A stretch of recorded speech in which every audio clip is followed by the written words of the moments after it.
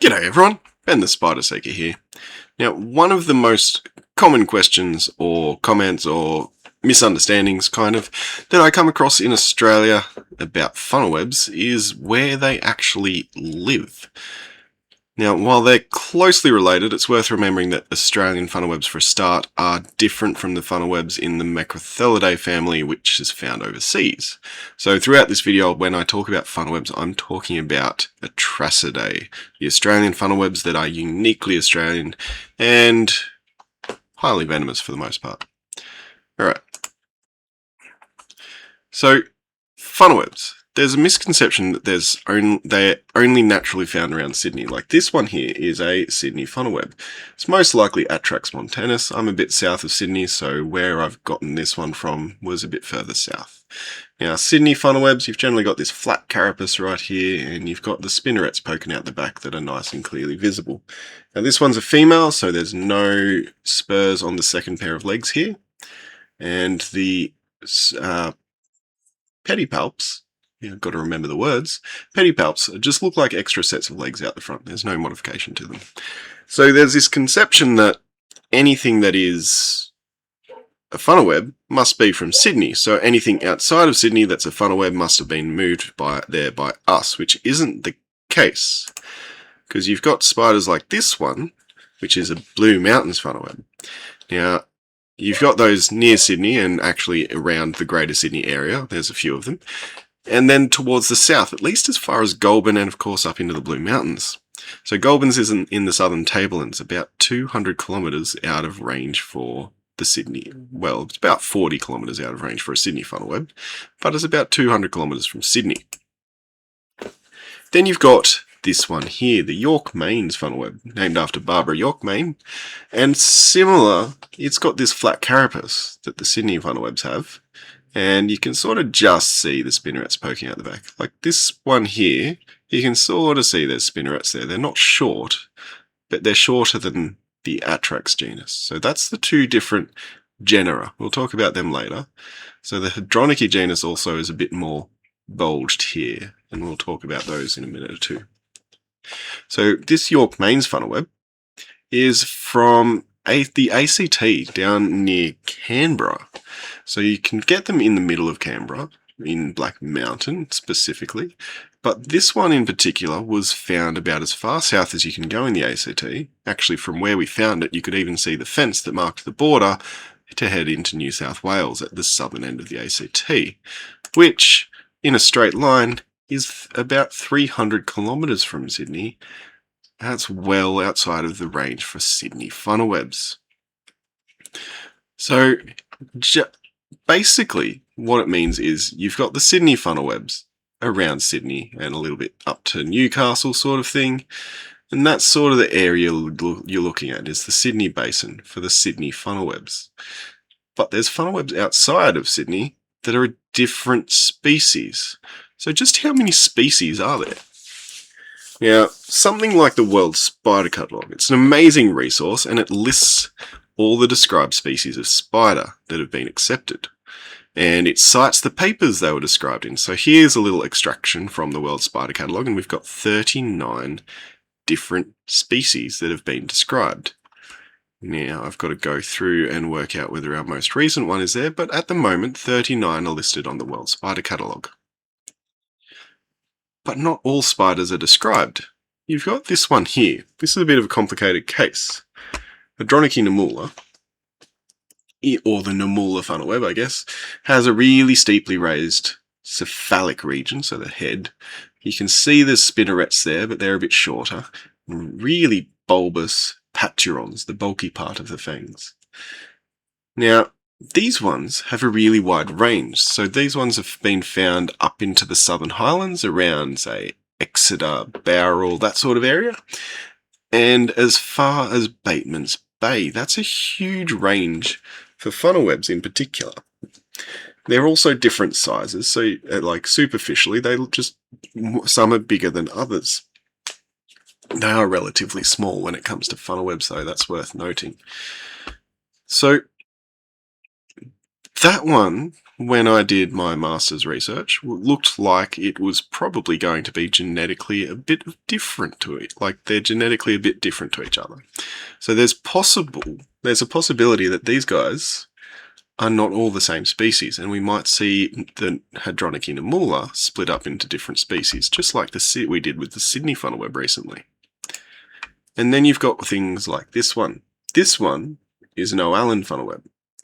So she's got a bit more of a flatter carapace than the Blue Mountains funnel web, just comparing the two side by side when I had them out. The spinnerets are visible, but they're still Hadronychi, so they're still shorter. But she's just that little bit different to the Blue Mountains funnel web. But O'Allen is only about 40 minutes from Goulburn, where I've found Blue Mountains funnel webs, and it's not far from places where I have found Blue Mountains funnel webs, so I thought they'd be quite closely related. Turns out, when I looked at the genetics, which was the main point of my research when I did my master's, they're actually more closely related to alpine funnel webs, based about 200 kilometres south of where we found them. Now that's a fairly strong indication that they're a separate species to the Blue Mountains funnel web. And even though it's not far off the alpine funnel web, it's still a separate species to them. So I would be happy to call this one what we call an undescribed species. So that's why it's just O'Allen funnel web with just species next to it.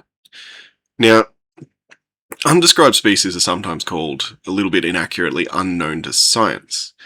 We know these are there. We just haven't had time to sit down, catch a few, and measure them and describe what they look like and give them a proper name. So at this point, there's 39 described species that we know about. And they're across 3 genera. That's the plural of genus. So we've got Illawarra, Hadronychi, and Atrax. However, it's not a complete answer, because there are some like this one that look like they're going to add to that number. So we're probably closer to the 50 or 60 species mark. So as we do more research, we'll find out more and more about the spiders.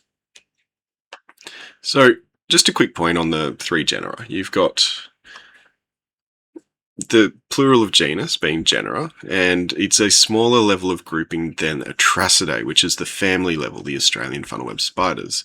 And there are the 3 recognised genera. So we've got Hadronychi, Hadronychi, and Atrax represented here, but that's because they've got different structures on their legs. So these are all males, and they all have some sort of modification to their leg, except for this one here. So this one here is lacking any modification. But it's worth noting that we've got spurs and bends here, and we'll specifically look at, say, Atrax that has a large single spur, which is called a tibial spur or a mating spur, on the second pair of legs. The Hadronychi genus does not have this big spike. And any other spiders that look similar with this in Australia, that structure would actually not be on the second leg, it would be on the first leg. So you've got the Anamidae, the wishbone spiders, Anamidae, can't pronounce it at the moment, who have a large single spur on the front leg, and Idiopidae, the trapdoor spiders that have a little double spur on the front leg. There's a few others without anything. But then you've got some of the Hadronychi species that have this little bend. It's a little thin part that's sort of bent, and an apophysis, a little bump on the second leg. Again, always the second leg. Then you've got other ones like Hadronychi here, this Hadronychi namula specifically, that don't have any modification to their second leg at all. And that is the same for Illawarra. So this one here is a female spider, but it's the same deal. There are some differences in the leg of Illawarra, but there's no spurs on that second leg. So just Atrax has the big single spur. Then Hadronychi, some of them will have the bend with a bump, and some of them have nothing. So back to the 39 species and where they're found. Now, it can be a bit of a problem to find the exact range. They're not always easy to find, and they're not always in an easy place to get to. And things like the Atlas of Living Australia do an amazing job at what they do. They bring in resources from all over the place, and you can see there's lots of reports where there's lots of people. Then you've got these reports that are outside of our red circle, outside of our little Sydney basin, which could probably expand a little further, to be honest. Now, because the Atlas of Living Australia brings in so many resources, you get a little bit of citizen science going on, where people down in Canberra might find a funnel web and report it as Atrax robustus, being the original Sydney funnel web. Now, that's going to be a case of mistaken identity. That would be Atrax yorkmanorum or another species entirely. Way up in Brisbane, well and truly out of range of the Sydney funnel web. That would be one of the Hadronychy species. Same when you start looking inland around, I think that's around about Armadale area in there. And up the coast here, that's well out of range of the Sydney species. The Sydney species itself, if we have a look at the recorded collection points from Gray, so Michael Gray published a revision back in 2010 of funnel webs, and these black squares here represent where the Sydney funnel web Atrax robustus was collected from, and you can see it sort of does stretch north a little bit, so Newcastle would be around here. It has since been split into 3 species, so you've got a species here that overlaps with a species here and a species around Newcastle. And I'll probably talk about them in a later video because that's more about taxonomy. So what about the other funnel webs? And we're already seeing a bit of a hint with Atrax yorkmanorum down here. Well, conveniently, Gray also covered this one for us. Of note, the range is a lot bigger than the Sydney Basin. So the Sydney Basin would be right here.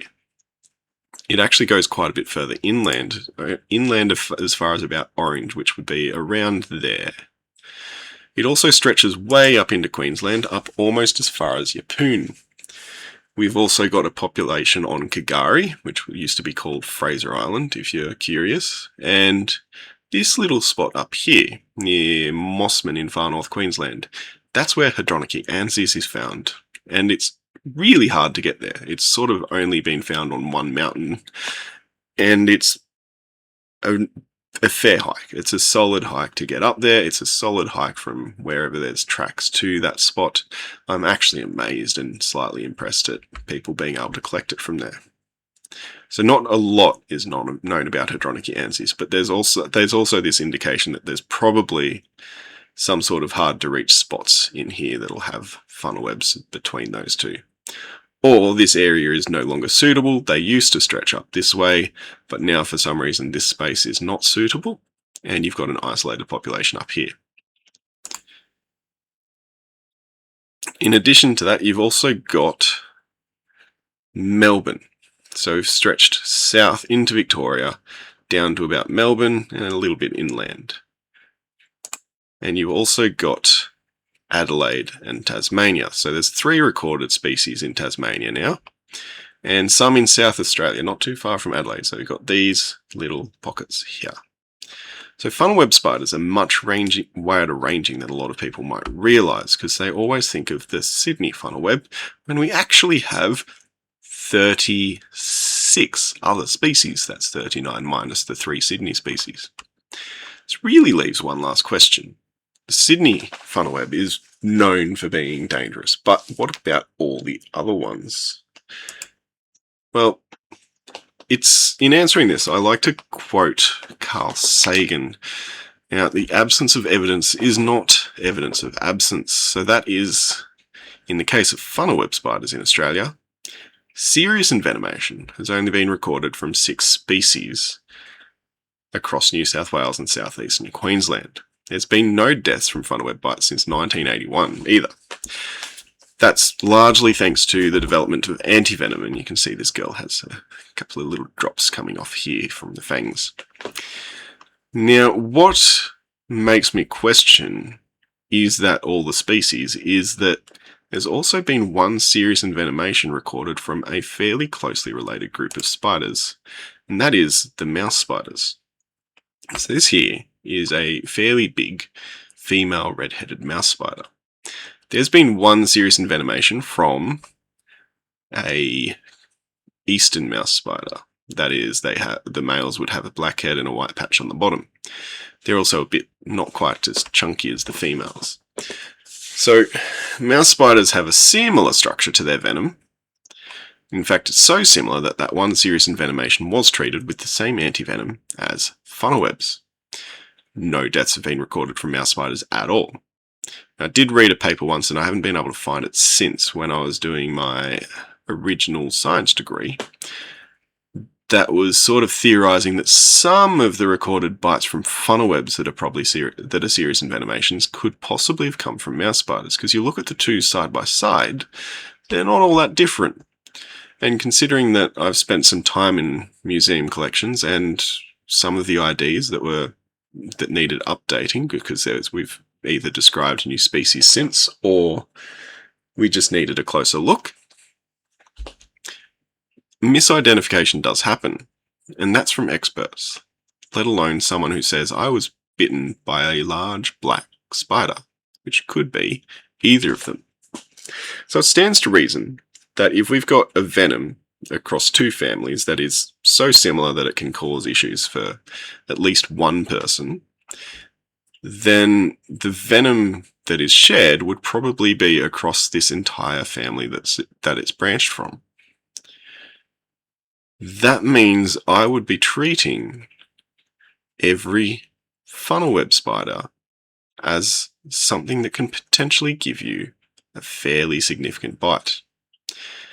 Now, they might not all have the same strong concentration of toxins in their venom as, say, the Christensen's funnel web, or the Newcastle big boy, that's Atrax christenseni, our big new one. But the toxin would probably still be there. So it is worth treating any bites as a medical emergency, in my opinion. If you're lucky enough to either have just a small dose or a dry bite, which mouse spiders are famously known for dry biting, but I wouldn't want to risk it anyway, then you'll be fine. If you've done the first aid, you've gone to hospital, worst case scenario, you leave hospital. If you're unlucky enough to get a full envenomation, then you've treated it properly and you've gone to hospital, and you won't become the first person in over 40 years to become one of the statistics of deaths from funnel web spider bite. So in essence, treating all funnel webs as if they can cause serious envenomation is the safest option. So, it's been a bit of a different structure. So basically we went over funnel webs. There's 39 different species. They're really widespread, and it's worth treating them all like they can ruin your day. So if you enjoyed this sort of video, so we basically went through a PowerPoint presentation, please comment with any suggestions you might like, or just any questions you might like answered either in the comments or in a later video.